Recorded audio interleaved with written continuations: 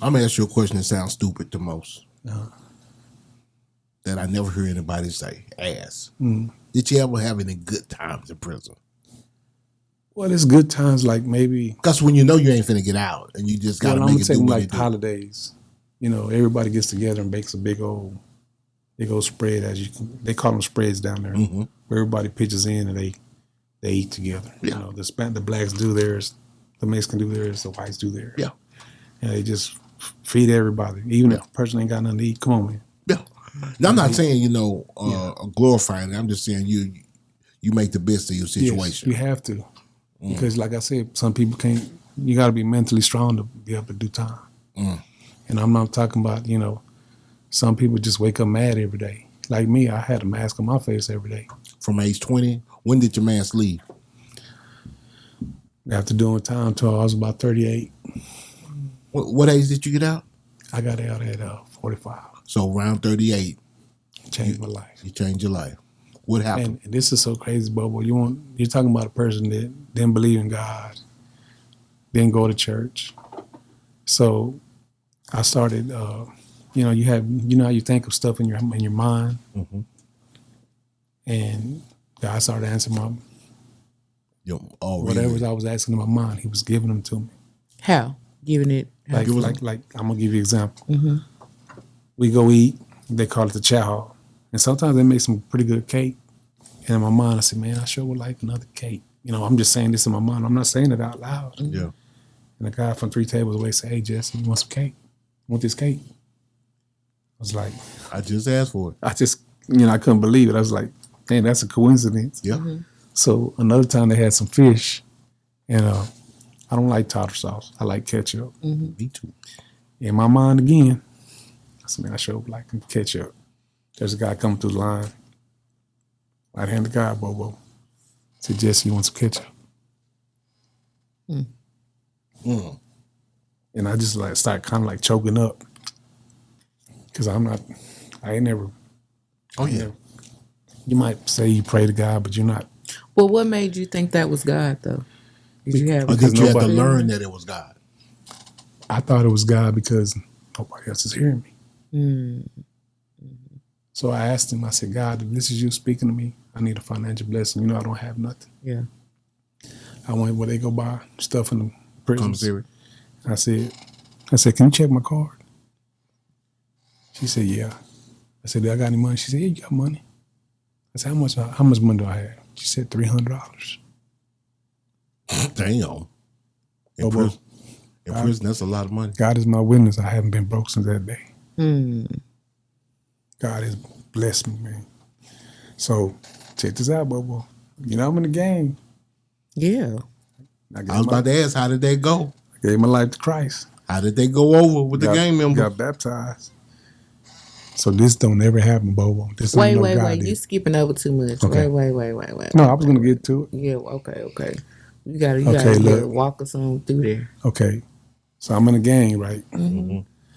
So what I'm going through? I just gave my life to Christ. Yeah. Got baptized. Well, wait, no.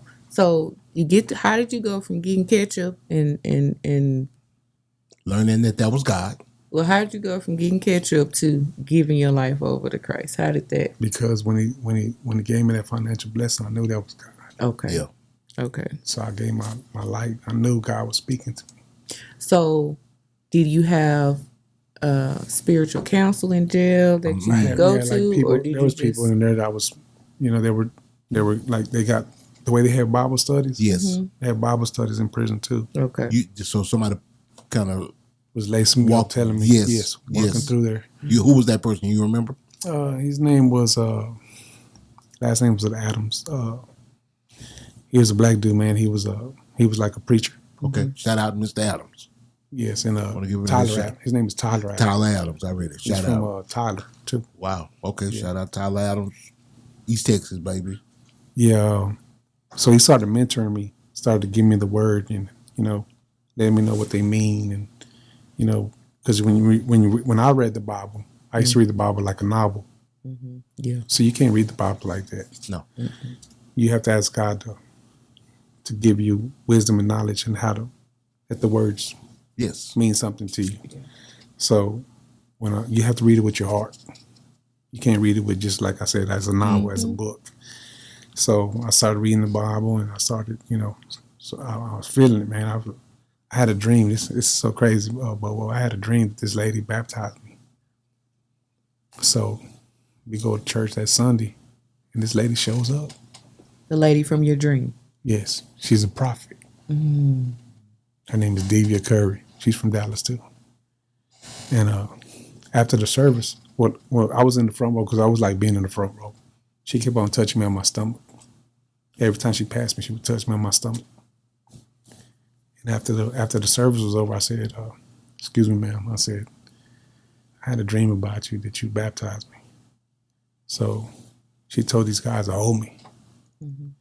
She touched my stomach. When she touched my stomach, Bobo, I went into a spiritual trance. When I came back, I was speaking in tongues. I never spoke. I'm talking about you. I'm talking about this is a gangster. I ain't never been religious. I ain't never went to church, nothing. Never heard nobody speak in tongues, never spoke heard in tongues. I thought that was crazy when I heard somebody do that. Mm-hmm. Oh, yeah. When I come to out of that spiritual trance, I was speaking in tongues, Bobo. Did you think it was just a black church thing? No. Okay. I just thought people were crazy when they were speaking. Just because white folks do it too. Well, I know, but it's usually, No, I'm saying, but I thought it was people were crazy. Yeah, me too. That was just a worldly thing. Yeah, especially at a young age. You're talking about the gangs. I'm speaking in tongues, Bobo. I never thought, Mm-hmm. You were aware that you were speaking in tongues. I was speaking in tongues, Bobo, and I never spoke in tongues in my life. Wow. Mm-hmm. So that happened. So now I got to face the game now. Yeah. So guess what God did? What? He went to them and put in their heart, if anybody wants to leave the game, we're letting you leave without nothing. No. Usually you got to leave. You got to fight them. Fight your way out. The same three. They call it. They open the doors for us. So they opened the door for me.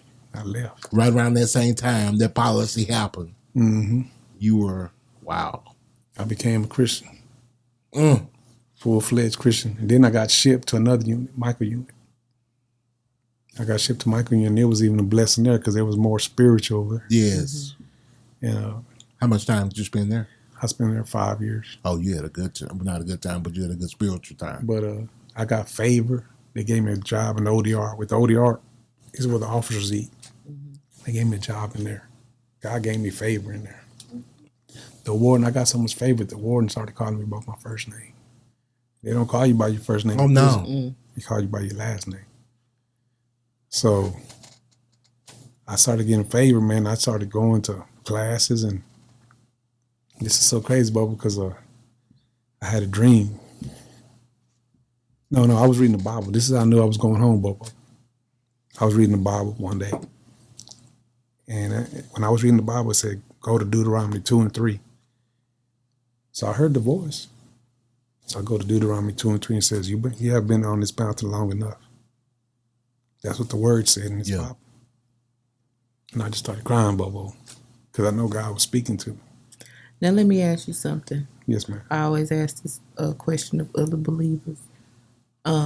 When you said God spoke to you, because I know how when God speaks to me, what it sound like.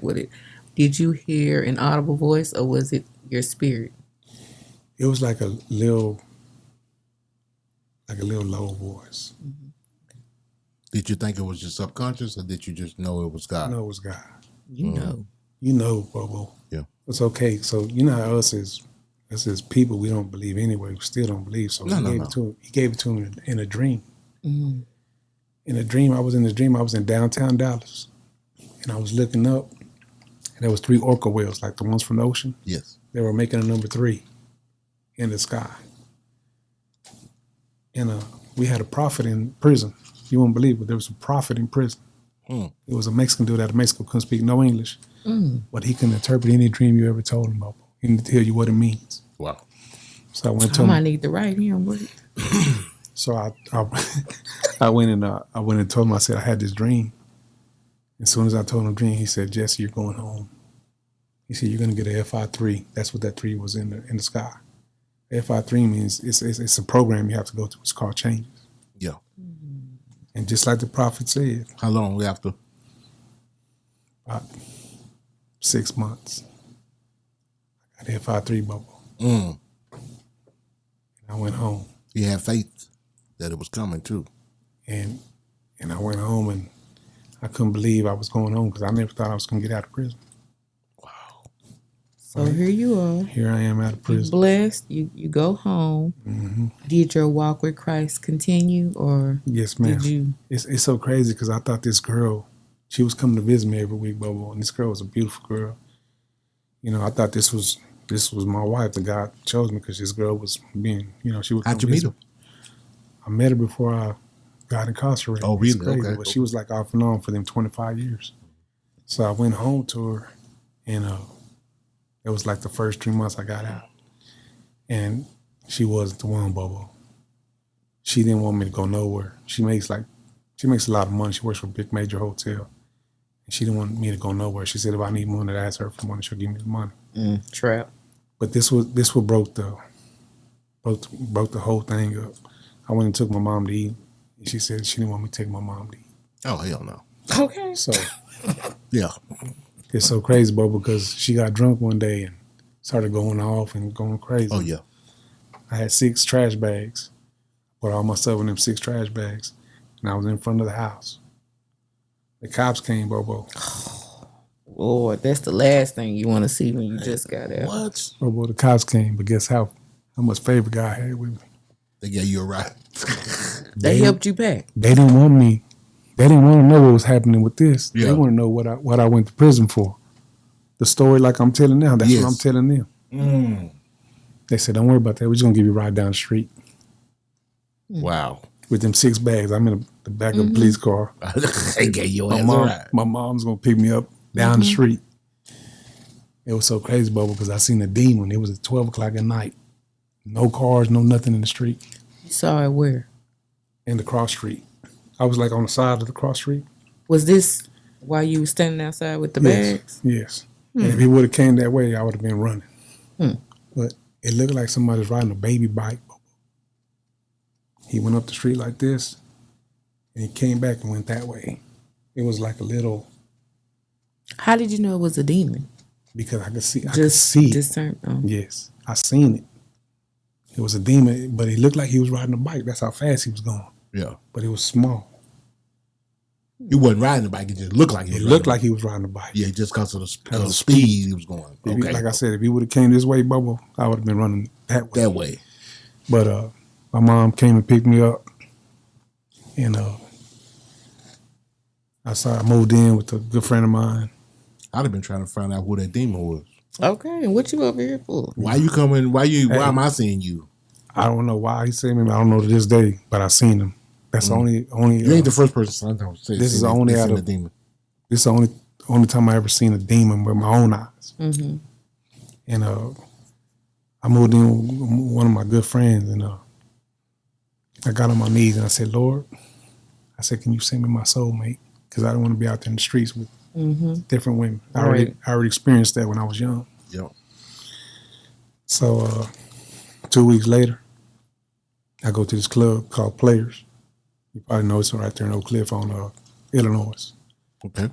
It's called Players, yeah. And when I walk in this club, first I didn't want to go because I told my homeboy I was a Christian. He said, just give me 5 minutes. You don't like it, we'll leave. I walk in, there are just 2 girls sitting at the stools. And they say, hey, there goes Jesse. I heard it in my ears. Like, Bobo, nobody in this club is supposed to know my name. I've been going 25 years. You've been going long ass time. Like, Yes. who was y'all? So I went to the restaurant, came back. It's my high school girlfriend, Bobo, from Sunset. Oh. Her husband passed away in 98. She ain't been with nobody. Mm. In 2017, I met her at that club. At the Players Club. And guess what? Y'all still together to this day. We ain't been separated since that day. Wow. May 27, 2017. It's your girl Jazzy K with Super Tight TV. We want to thank everyone that's been watching. Hey, if you do us a favor and hit that subscribe button, also press the notification bell so you can be notified every time we drop a new video. Know I'ma get some game tuned in with Super Tight, yeah. I get the low love from Big Bobo, from the front seat, not no photos.